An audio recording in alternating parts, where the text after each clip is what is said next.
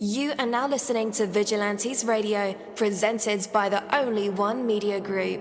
This is the people's choice for quality interviews, celebrities, and special guests. Hosted by Demetrius-Reynolds. Call in to join the mix at 701-801-9813. For the complete archive of episodes, visit onlyonemediagroup.com and be sure to like us on Facebook at Vigilantes Radio. We welcome all. Enjoy the show.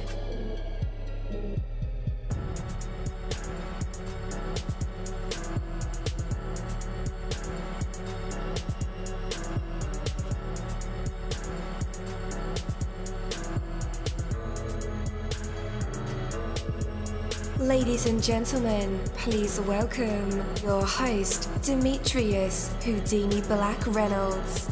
Enjoy the show.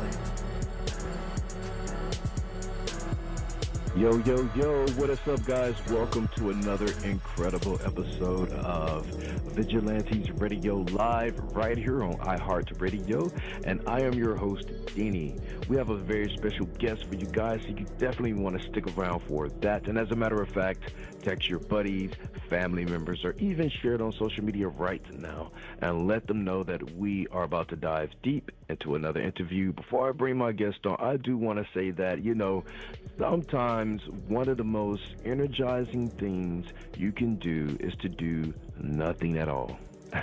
Take a break from all of your going and doing and allow yourself some time to simply be.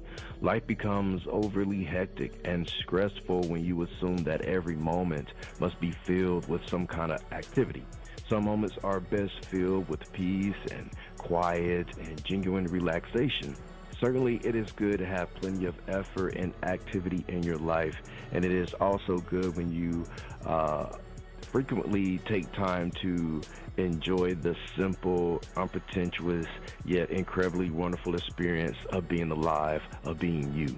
Give yourself time to absorb and process all that is happening by spending some time where nothing is happening. Be gloriously bored with nothing to do, nothing to entertain you, no expectations, and every possibility for profound peacefulness. The moments you spend away from all the complexities and all the pressures of life are not wasted. They'll energize you, revive you, and help you face those pressures and complexities with renewed vigor. My name is Coach Dini. Are you ready?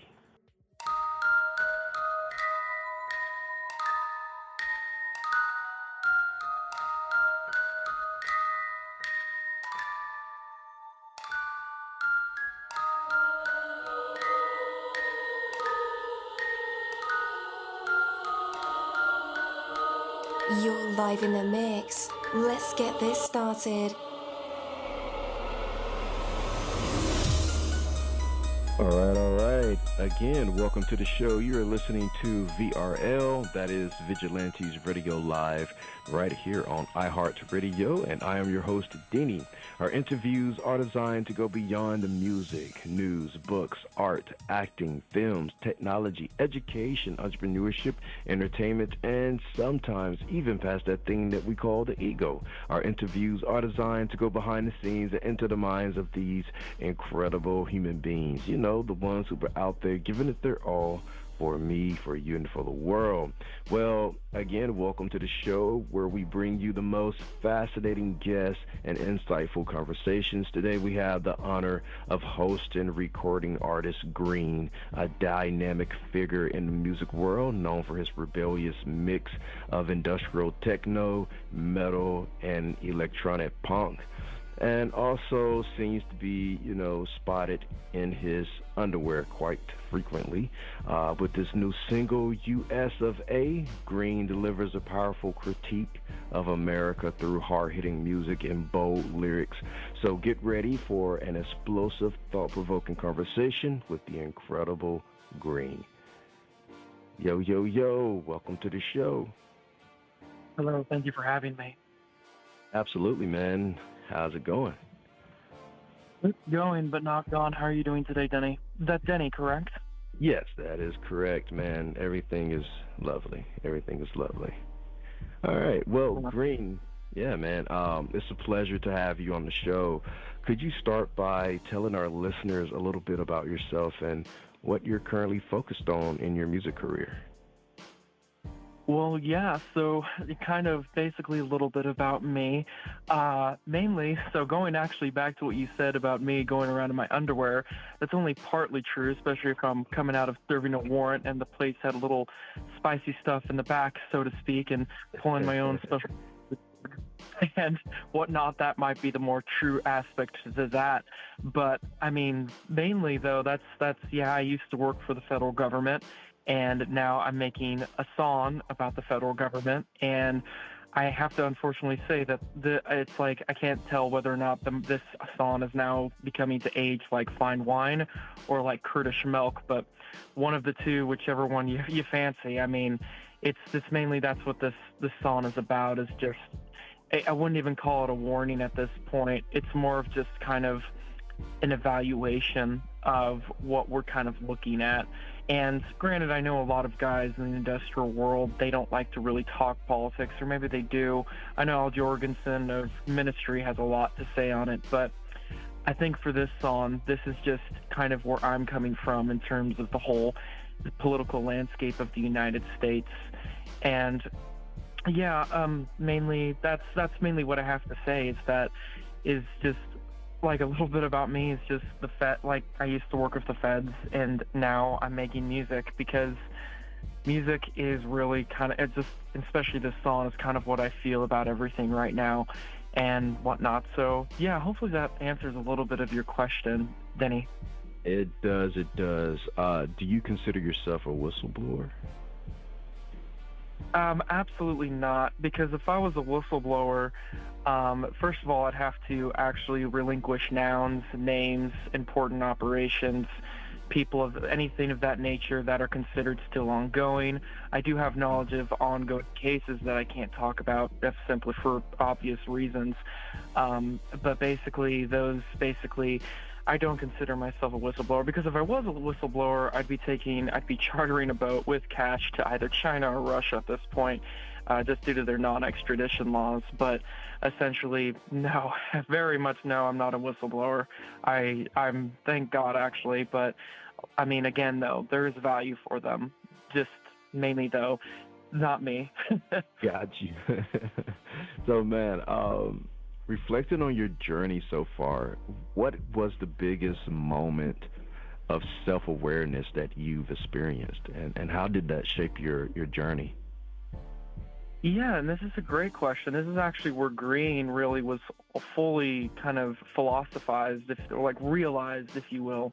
And it was after my first assignment. And you got to understand, after this first assignment, I went to the, like, BS middle of nowhere, where there was no cell service, no human contact, well, some human contact, and, like, not all the time, though, very friendly, especially where we were at. And mainly just dropped in the middle of nowhere, expected to do a job for 6 months. And you gotta understand, I was just like, for 10 days at a time, I wasn't taking a shower, I wasn't grooming, I was going through very hard work, like trudging through mud, carrying a lot of equipment, a lot of this. It was just in the boondocks, fully geared, fully loaded, just totally in it.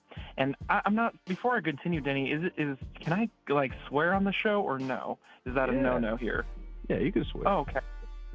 Excellent. Well, yeah, pardon my French, but I was going through the shit. I was going through a lot of it.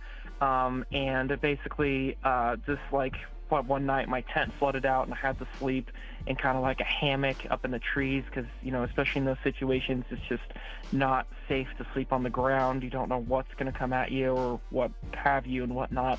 But essentially this whole experience lasted for 6 months, where I was just in the middle of nowhere with no contact to the outside world.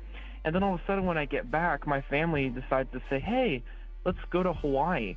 So I go to Hawaii, you know, and I just go to this, I jump from middle of nowhere, 6 months, covered in like blood, mud, and sweat, and tears, and saliva, to, wow, I'm walking in a 5-star resort hotel mall where they're selling me brand new Ray-Bans and all of these shirts. And I just had massive culture shock, where I just thought to myself, whoa, this is way too much. I can't. I actually had to walk back to my hotel room, and even then, my hotel room was way too much because I had a bed, I had ice in my glass to drink water with, I had food that actually took up my whole plate, and that was actually satiating my hunger at the time. And all this started to plant the seed of what Greene was really about. It's about the experience of people, whether they be soldiers, people going out to the middle of nowhere and coming back and trying to adapt into a society, society that is radically going at a pace that is massively moving forward, and you're down behind it, and you're struggling to catch up before you realize you weren't meant to catch up in the first place. And Greene, the Greene is mainly a story of me, how I've been kind of adapting to this, kind of relocating myself back into what they call civilian life. And that's mainly where this whole kind of epiphany came from, is that one assignment, then coming back to civilization, as you would call it. So, yeah. Yeah. What do you mean you're not supposed to catch up? I mean, mainly is that, time goes on, man. Life goes on. Like, I was reading a great book by Elliot Ackerman titled The Fifth Act. It's about our leave from Afghanistan. And he was talking about how he was attending a funeral of Marines, and overhead, they had to occasionally plug their ears because overhead planes were still flying. Like, planes were still flying while they wanted a moment of silence at Arlington Cemetery for a Marine who died from his own ammunition in an ambush in Afghanistan. And mainly, like, planes are still going, people are still driving by and honking just outside the cemetery. And life just goes on for the commuters, for you, for me. Like, no matter what we do to have that moment of silence, it just goes. So instead of having the silence, get lost in the noise. And that's mainly kind of, again, where Greene comes from. So that's what I mean by that. Absolutely. Man, that was powerful. Wow. So, your new single, US of A, is a powerful mix of industrial techno, metal, and electronic punk. What inspired this track, and what message are you putting out there? Yeah, so what inspired me about this track is actually about 5 years in the making. I actually started making it before I entered the federal government. I had lyrics for it for ages, and actually the lyrics back then were actually much more offensive and much more, as people would say, politically incorrect. And even I kind of like wince at the lyrics a bit because some of them are just plain incorrect. They're just not right anymore. And mainly kind of what brought this on, what I'm looking at here, what I'm trying to say is that, you have so many different political divides, so many groups in America, as the point from our First Amendment, freedom of speech, which is amazing, by the way. I mean, without that, I would never have been able to make this song in the first place. So, no, I mean, with the freedom of speech, we've now had people such as Black Lives Matter. We've had all sorts of militia groups coming about, Proud Boys. We've had all of these groups come out and just say no, yes, no, and it's increasingly dividing us into our only two political parties, which both aren't just looking so great. And I want to talk about the guy in the middle. There was a book I read that perfectly encapsulates about what I mean by this, and it's called American War by Omar El-Akkad. And I actually offered to make a soundtrack for his book. I heard, don't take this as gospel, I heard he sold the rights to the script to Hollywood, and what we got was Civil War by Alex Garland.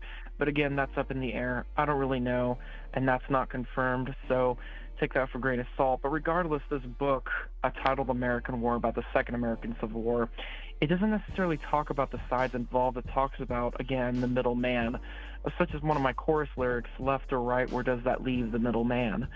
We don't talk about the middle man. We don't talk about the middle woman. We don't talk about the middle person.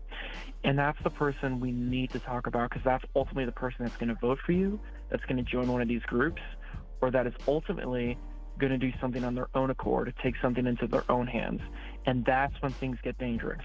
And that's what this song talks about, is the middle man and what they're seeing from their perspective. Indeed. Wow. So I know I called you rebellious, or your music rebellious in the beginning, and I so believe that there is a line between rebellion and love, because your love for something can cause a rebellion, because there's a need for change and things like that. But how do you balance this rebellion with your love for America? I balance this. It's a fine balance, and mainly, I mean, it's my great grandmother, she fled the Armenian genocide, and my great grandfather fled the Holocaust. And this country took them in, and it took my family in, and they wanted to like this country. Or like the other day, I was at a festival around the neighborhood, and I just saw so many different people from so many different cultures and backgrounds. And I just thought to myself, this is America. This is what makes our country so amazing. And granted, especially working for the federal government, I've seen all the bad sides to it. There is a fine balance to seeing the greatness of America and seeing the absolute ugliness of it. And mainly, I balance this. I make this song by telling people, yeah, we need to watch the middleman. Yeah, we need to basically keep ourselves in check. And yeah, we're going down a road that we can't get out of.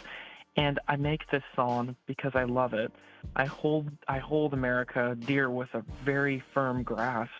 And to find that balance between just like America, like my love for America, and for and then also to the ugliness for it, I make this song because I love this country, and that's why I made it. That's just the best way I can describe it at this point.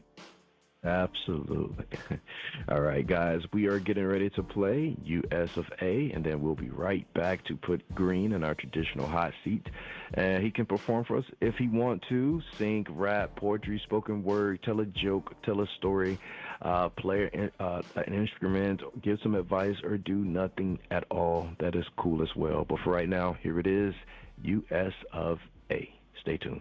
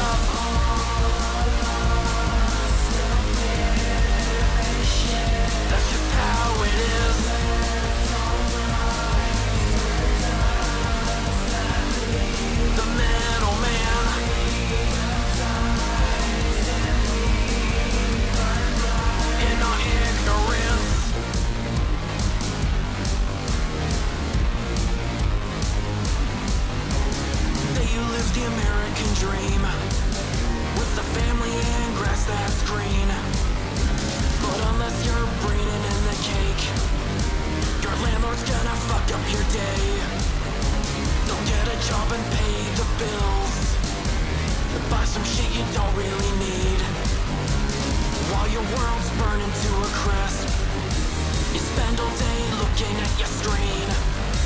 Now they don't want them in here, and they'll expand your hate and fear. Do you really think they have you in mind? With our intelligence in decline, I see two children arguing. The worst are gonna leave me.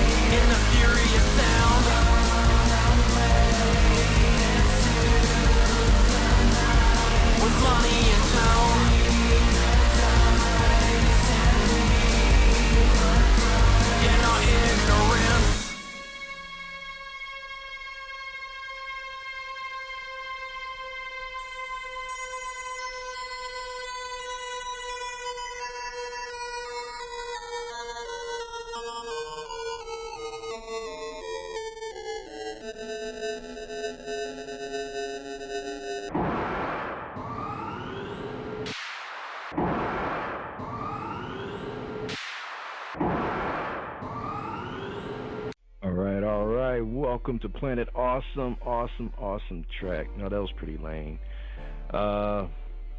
Never mind that intro. But the song was definitely awesome and dope. Planet Awesome. Oh man, what was I thinking? Anyhow. Wow. So I wonder if there's a music video to this track. Let's see. And I would love to see this one perform live. All the energy and just, man, US of A. Go ahead and bring Greene back. Yo, welcome back. Hello there. Yeah, and I apologize again for the intro. This song is from my debut album, La Creme de la Meme, and the whole album is nonstop from start to finish. So that's actually corrected from the other song I released earlier this year, Mohawk 3000. So I know it's not great, but the music video does not have that blatant intro. It has actually something I recorded when I was still with the Feds, which was the national anthem at an airbase. But anyway, I'm glad you enjoyed it. Yeah, I can't wait to perform it live. Hopefully that'll be soon. But you mentioned that the songs flow, like on the album. Are you telling a story? I am. It's not necessarily a story with characters, but mainly with just ideas. The album title is La Creme de la Meme, and in French that means the greatest meme, and the greatest meme is us. We're humanity, you, me. We're all just a giant meme, man. And like, it's as cheesy and corny as it sounds. It's genuinely what I think. Everything's a giant joke, so you can now tell I'm an absurdist, and this is very much an absurdist album, the whole concept of it. But yeah, it's from start to finish, from track 1 all the way to track 13. It's just nonstop, just heavy metal, industrial metal, techno, the whole 9 yards. Just really going full on, like very intense. So, yeah, I mean, it's not a story per se as it is a message. Absolutely, absolutely. So, man, you're back live with us and in our hot seat. Are you going to perform for us? I actually have a story since I'm talking to you on my phone right now. Performance wouldn't be that great per se, but I have a story that I think your listeners would find very fascinating and very entertaining. It is from my service, so mainly what service of the feds. So mainly, right, I was put into the deep south of the United States of America. And mainly, I was since my father's birthday was coming up, he wanted to get like actual moonshine and whatnot. So one of the guys I was kind of tailing, if you will, he knew where to grab moonshine, where to grab it in the deep southern woods. So mainly, basically, he said, okay, we're going to meet here near this roadhouse. So, of course, I get the roadhouse, get the address of it, and I text it to my mother saying, hey, I'm just going to go eat here, so in case I suddenly just disappear out of nowhere, the law enforcement personnel can start looking for me and know where to look. So anyway, I go to the roadhouse, and we meet up with them. They come in their beat-up pickup truck, and they say, okay, they first, pat me down, checking all my crevices, all of my cavities, look at my mouth, a very type 3 body search, like full on, very invasive. And then they say, okay, get in the truck. And then as we pull around the corner, they say, okay, put this bag on and sit on your hands. So of course, I put the black bag over my head, I sat on my hands, and we started to drive to their hideout. So we drive to their hideout, and then all of a sudden, I take the black, and then they take me out of the car, leading me out, making sure my hands are out of my pockets and not on my bean. And they lead me into their house, where then they told me to sit on my hands, and then they take off the black bag, and boom, full-on swastika against the backdrop of the living room. So mainly, I'm sitting there, and they tell me to wait right there, and he goes back into the back, and I could totally tell they were probably cooking methamphetamines or smuggling coke. It had that very sour smell in the air, like something was cooking in the back. That was probably manufacturing of arms. That can also make a very sour smell in the process of making ammunition or IEDs per se. But essentially, I didn't want to find out. I was just there for one thing only, moonshine. So, I'm waiting there. It's like a good 10 minutes. Like, I see, the swastika. I see, other, insignias of ex-service of the Army. I forgot what battalion was on their counter, but had weird insignia on it, red and gold. But anyway, I'm sitting there, and he finally comes out with his homemade grass-grown moonshine. So, I take it, and they put the black bag over my head, and then they lift me back up and back into the pickup truck, and we go back to the roadhouse. So I go in, and we go back to the roadhouse to take the black bag off, and I'm giving my moonshine, and, I then get in my truck, or my car rather, and I also made sure to switch out my license plates so they couldn't see my actual license plates or anything like that. But anyway, they basically, as I was driving away, I asked them as I was driving away, hey, how long have you had this moonshining business? And they said, well, we've had it about 10, 15 years. And then I just merely replied as I'm driving away, oh, mazel tov. And then the guy looks at me so infuriated, so incredibly angry, that he's like, that filthy Jew infiltrated our hideout and whatnot, as I'm driving away like, yeah, buddy, thanks for the moonshine, though. So that's the story I kind of have from my time there. And yes, the moonshine was really good. Just make sure not to light a match next to it. But yeah, it was really good, really tasty. They put blueberries in it, and all around it was a really damn good moonshine. So yeah, folks, if you want to get your moonshine, you know where to get it. Well, you might not know where to get it, but ask around. Just don't say mazel tov afterwards like I did.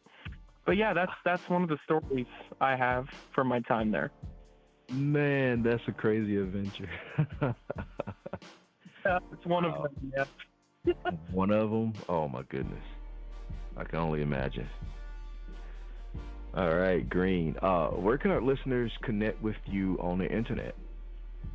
Yeah, so I have a YouTube channel. I have an Instagram, a TikTok, YouTube, Instagram, TikTok, and a Facebook.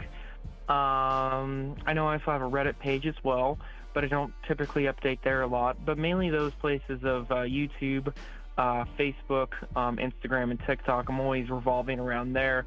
I also have my own website, which has all of the fully uncensored videos, and you're definitely going to want to tune in on the website for the uncensored videos for the upcoming music video on August 5th titled Megathick, as that one is just going to be whoa. Like, I already showed it to one of my buddies, and they said, yeah, man, you definitely just can't put this as is on YouTube. So we found a very creative way around it, around the censorship, but that's another interview in and to itself. But I mean, let's just say working as an expat has its perks. So no, that's definitely like where you can check me out. greenofficialmusic.com, Greene on Facebook, also Greene Official Music on Instagram, and Greene Official Music on YouTube and TikTok. So yeah, come on, check me out.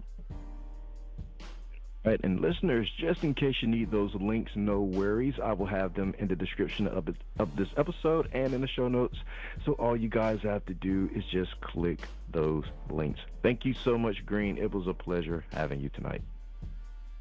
Likewise, thank you so much for having me. Absolutely. Take care and have a great night. Good night and good luck. Thank you.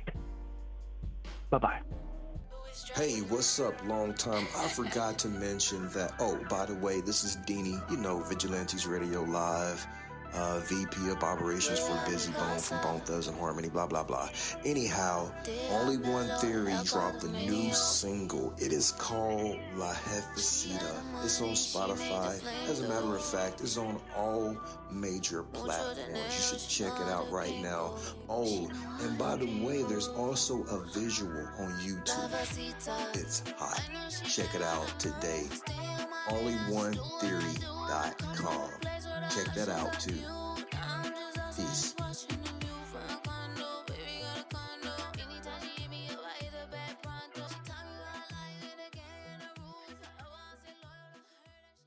Thank you, my Vigilantes family, as always, for checking out my podcast over here at Vigilantes Radio Live. All episodes are available for free download, and you can grab it from either Spreaker.com/Only One Media Group, Spotify, Castbox, iHeartRadio, iTunes, YouTube, the app Podcast Addict, or over at our website, which again is onlyonemediagroup.com, and that goes for every single show that we've ever aired. If you like to request some music or send something for me to play, email it to vradio@onlyonemediagroup.com. That is V as in Victor. And here's my disclaimer: we are genre free, we do not judge, and we absolutely do not base our opinions on hearsay but facts alone. And actually, scratch all of that, because all of my opinions are always right. That's the bottom line. This is my show, so deal with it. Just kidding. On behalf of myself, Denny, I appreciate all you guys for tuning in, either afterwards or live with us. Spread the word, because sharing is caring. We stepped up our game just for you guys and our guests to make sure that you have the best experience here on our show. Be sure to connect with me on Facebook, Twitter, Instagram, Tumblr, Snapchat, TikTok, and all social media sites, as well as Spreaker, YouTube. We always follow back. Okay, well, just remember to put yourself into everything that you do and never stop investing in yourself. Peace, love, grilled cheese, and talk with you later.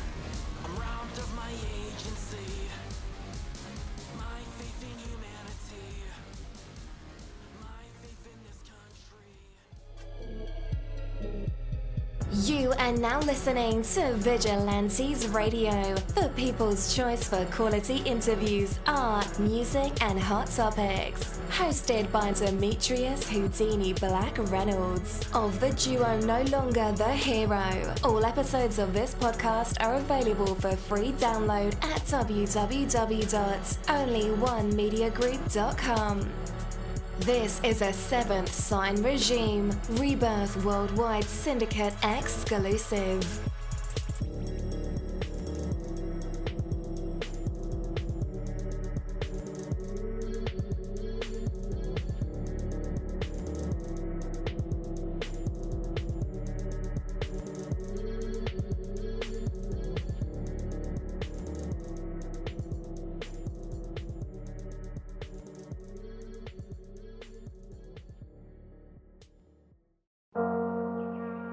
What's up, guys? It's Deanie, and I want to welcome you on a journey of the heart and of the mind. These Fucking Feelings podcast is a beacon in the world of mental health advocacy, and it invites you to join a conversation that's changing lives. We are here to share, listen, and grow together. Led by the passionate Micah Bravery, alongside the insightful Rebecca and Crystal. This award-winning podcast dives deep into the human experience, from navigating relationships to coping with loss. No topic is off limits. It's about real stories and real emotions. These Fucking Feelings is more than just a show. It's a community, a place where vulnerable isn't just accepted, it's celebrated. You can find it across major platforms, including YouTube and Facebook Watch. This podcast is a touchstone for anyone seeking understanding and support. These Fucking Feelings podcast, where every emotion is valid and every story matters. Tune in and transform the way you see mental health.